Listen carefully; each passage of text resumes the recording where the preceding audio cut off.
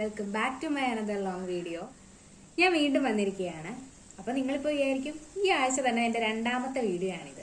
എന്താണ് ഇത്ര പെട്ടെന്ന് ഞാനിങ്ങനെ ഒരു ടോപ്പിക്കായിട്ട് വരാനുള്ള കാരണമെന്ന് നിങ്ങൾ ചിന്തിക്കുന്നുണ്ടായിരിക്കും. ഒരു റിക്വസ്റ്റ് ഉണ്ടേ, നിങ്ങൾ മാക്സിമം ഈ വീഡിയോ ഒന്ന് ഹെഡ്സെറ്റ് വെച്ച് കേൾക്കണേ. കാരണം സൗണ്ട് കുറച്ച് ലോ ആയിട്ടാണ് നോർമലി കേൾക്കുന്നത്, മൈക്കില്ലാത്തത് കൊണ്ട്. ഇത് കുറേ കാലമായിട്ട് ഞാനിങ്ങനെ ചെയ്യണമെന്ന് വിചാരിച്ചിരുന്നിട്ട് ഭയങ്കരമായിട്ട് ലാഗായി കിടക്കുന്ന ഒരു വീഡിയോ ആണ്. ഇപ്പൊ ഞാനിത് പോസ്റ്റ് ചെയ്തില്ലെങ്കിൽ ഇനി ഉടനെ ഒന്നും ഇത് ചെയ്യേണ്ടി വരത്തില്ല, അല്ലെങ്കിൽ അത് ചെയ്തുകൊണ്ട് കാര്യമില്ല എന്ന് എനിക്കറിയാം. അതുകൊണ്ടാണ് ഞാൻ ഇപ്പൊ തന്നെ ഇത് പോസ്റ്റ് ചെയ്യാമെന്ന് തീരുമാനിച്ചത്. ഇപ്പൊ +2 കഴിഞ്ഞിരിക്കുന്ന എന്റെ അനിയന്മാരോടും അനിയത്തിമാരോടും അതേപോലെ തന്നെ അവരുടെ പേരൻസിനോടുമാണ് എനിക്ക് കുറച്ച് സംസാരിക്കാനുള്ളത്. അപ്പൊ കൂടുതൽ വലിച്ചു നീട്ടാതെ നമുക്ക് വീഡിയോയിലേക്ക് പോവാം. +2ന്റെ റിസൾട്ട് ഒക്കെ വന്നു കഴിഞ്ഞിരിക്കുകയാണ് അല്ലേ? CBSEയുടെയും വന്നു, സ്റ്റേറ്റിന്റെയും വന്നിട്ടുണ്ട്. അപ്പൊ പിന്നെ ഇനി നിങ്ങൾ തിരക്കായിരിക്കും അല്ലേ? പുതിയ കോഴ്സ്, പുതിയ അഡ്മിഷൻസ്, പുതിയ കോളേജസ്, അങ്ങനെ എല്ലാത്തിന്റെയും ഓട്ടത്തിലായിരിക്കും. അപ്പൊ അങ്ങനെയൊക്കെയുള്ള തിരക്കുകളിലേക്ക് പോകുന്നതിന് മുമ്പ് നിങ്ങൾ ഈ വീഡിയോ ഒന്ന് കണ്ടിട്ട് പോകും. ആദ്യം തന്നെ ഉണ്ടല്ലോ, +2 കഴിഞ്ഞിരിക്കുന്ന കുട്ടികളോടാണ് എനിക്ക് പറയാനുള്ളത്. ഈ കുട്ടികളെ തന്നെ നമുക്ക് 4 രീതിയിൽ പറയാൻ പറ്റും. അതായത്, ഒന്ന്, ഏത് കോഴ്സാണ് ഇനി പഠിക്കേണ്ടതെന്ന് നല്ല ക്ലാരിറ്റി ഉള്ള കുട്ടികൾ. രണ്ടാമത്തേന്ന് പറഞ്ഞാൽ ഭയങ്കര കൺഫ്യൂഷൻ അടിച്ചിട്ട് ഏത് കോഴ്സ് തിരഞ്ഞെടുക്കണമെന്ന് അറിയാതിരിക്കുന്നവര്. മൂന്നാമത്തേന്ന് പറഞ്ഞു കഴിഞ്ഞാൽ പേരൻസ് പറയുന്നു അതിനനുസരിച്ച് ഞാൻ പഠിക്കാൻ പോകുന്നു, എനിക്ക് അത് മതി എന്നും പറഞ്ഞ് ഉറപ്പിച്ചിരിക്കുന്നവര്. നാലാമത്തെ കാറ്റഗറിയിൽ പെടുന്നവരെന്ന് പറഞ്ഞു കഴിഞ്ഞാൽ ഫ്രണ്ട്സ് എന്താണോ ചൂസ് ചെയ്യുന്നത് ഞാനും അത് തന്നെ പഠിക്കുള്ളൂ, ഞാനും ആ കോളേജ് തന്നെ ചൂസ് ചെയ്യുള്ളൂ എന്നും പറഞ്ഞിരിക്കുന്നവര്.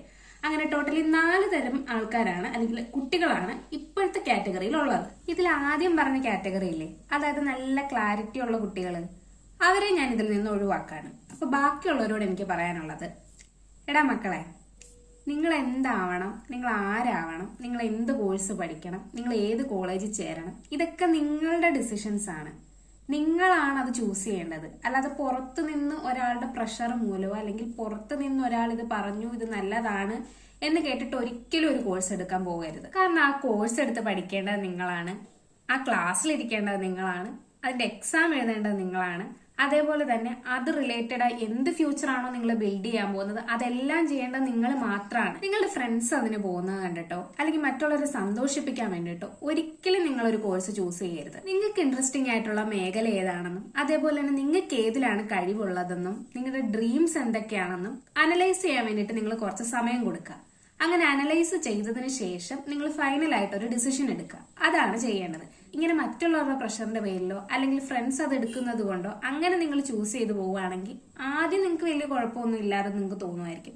പക്ഷെ കുറച്ചുകൂടെ മുന്നോട്ട് പോയി കഴിയുമ്പോൾ നിങ്ങൾക്ക് തന്നെ അതൊരു ടാസ്ക് പോലെ അല്ലെങ്കിൽ ഒരു ഭാരം പോലെ നിങ്ങൾക്ക് തന്നെ തോന്നി തുടങ്ങും. ഇങ്ങനെ നിങ്ങൾ ഇഷ്ടപ്പെട്ട ഒരു മേഖലയാണ് നിങ്ങൾ ചൂസ് ചെയ്യുന്നതെങ്കിൽ ഭയങ്കര ഹാപ്പി ആയിട്ട് നിങ്ങൾക്ക് അത് പഠിക്കാനും പറ്റും. അത് കുറെ കൂടി നിങ്ങൾക്ക് കുറച്ചും കൂടി ഇംപ്രൂവ് ചെയ്ത് ബിൽഡ് ചെയ്ത് കൊണ്ടുപോകാനും പറ്റും. ഫൈനലി എനിക്ക് നിങ്ങളോട് ഇത് കൺക്ലൂഡ് ചെയ്ത് പറയാനുള്ള എന്താണെന്ന് വെച്ച് കഴിഞ്ഞാൽ, മറ്റുള്ളവർ അഡ്വൈസ് എടുക്കുന്നതിൽ തെറ്റൊന്നുമില്ല. നീ അത് ചൂസ് ചെയ്താൽ കൊള്ളായിരിക്കും, ഇതിന് സ്കോപ്പ് ഉണ്ട്, നീ ഇത് പഠിക്കുക, അത് ചെയ്യുക എന്നൊക്കെ പറയുന്നത് കേൾക്കുന്നത് കൊണ്ട് കുഴപ്പമൊന്നുമില്ല.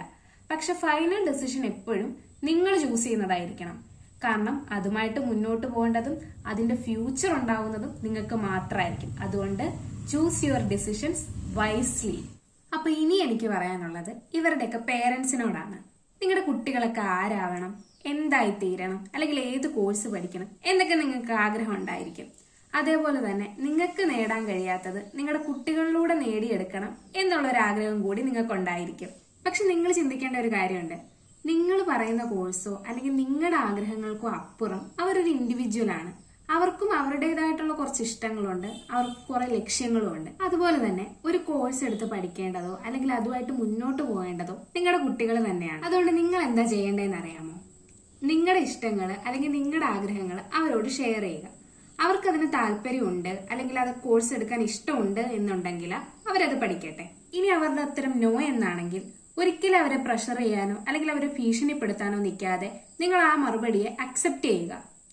എന്തിനും ഞങ്ങൾ കട്ടയ്ക്ക് കൂടെയുണ്ട്, നീ നിനക്ക് ഇഷ്ടപ്പെട്ട കോഴ്സ് എടുത്ത് പഠിക്കുക, എല്ലാ സപ്പോർട്ടും ഞങ്ങളുടെ ഭാഗത്തു നിന്നും ഉണ്ടാകും എന്നൊക്കെ പറയുന്നതാണ് സത്യം പറഞ്ഞ ഒരു കുട്ടിക്ക് ഒരു പേരന്റിൽ നിന്ന് ഏറ്റവും അധികം അവന്റെ കോഴ്സ് ഡിസൈഡ് ചെയ്യുമ്പോൾ കിട്ടേണ്ട ഒരു സപ്പോർട്ട് അല്ലെങ്കിൽ ഒരു മോറൽ സപ്പോർട്ട് എന്ന് പറയുന്നത്. അതുപോലെ തന്നെ അവർക്ക് ഇഷ്ടപ്പെട്ട കോഴ്സാണ് അവർ തിരഞ്ഞെടുക്കുന്നതെന്നുണ്ടെങ്കിൽ അവർക്കത് നല്ല ഹാപ്പി ആയിട്ട് പഠിച്ചു തീർക്കാൻ പറ്റും. അതേപോലെ തന്നെ നല്ല ഫ്യൂച്ചർ അതിൽ ബിൽഡ് ചെയ്യുകയും ചെയ്യും.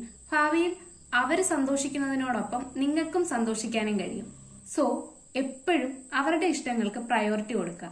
നിങ്ങളുടെ ഇഷ്ടങ്ങളും ആവാം, പക്ഷെ അടിച്ചേൽപ്പിക്കരുത്. അപ്പൊ എല്ലാ മക്കൾക്കും അവരുടെ ഇഷ്ടപ്പെട്ട കോഴ്സുകൾ കണ്ടറിഞ്ഞ് ചൂസ് ചെയ്യാൻ പറ്റട്ടെ എന്നും അതേപോലെ തന്നെ അവരുടെ പേരൻസിനൊക്കെ ഇവരുടെ ആഗ്രഹങ്ങൾക്കൊത്ത് സപ്പോർട്ട് ചെയ്ത് നിൽക്കാൻ പറ്റട്ടെ എന്നും ഞാൻ ആശംസിക്കുന്നു. അപ്പൊ ഇന്നത്തെ വീഡിയോ ഇത്രയേ ഉള്ളൂ. ഞാൻ പറയാൻ വന്ന കാര്യങ്ങളെല്ലാം കൃത്യമായി തന്നെ പറഞ്ഞു എന്ന് തോന്നുന്നു. പിന്നെ നോയ്സിന്റെ കുറച്ച് പ്രശ്നം ഉണ്ടായിരുന്നു എന്ന് തോന്നി. മൈക്കില്ല, പിന്നെ പുറത്തുള്ള കുറച്ച് നോയ്സുകളും ഉണ്ട്. അതുകൊണ്ടാണ് ഡിസ്റ്റർബൻസ് ഉണ്ടായിട്ടുണ്ടെങ്കിൽ സോറി. അതേപോലെ തന്നെ നിങ്ങൾക്ക് ഈ വീഡിയോസ് ഒക്കെ ഇഷ്ടപ്പെടുവാണെങ്കിൽ ഒന്ന് സപ്പോർട്ട് കൂടെ ചെയ്തേക്കണേ. അപ്പൊ ശരി, നമുക്ക് വേറൊരു വീഡിയോ ആയിട്ട് വീണ്ടും കാണാം. അതുവരേക്കും ബൈ.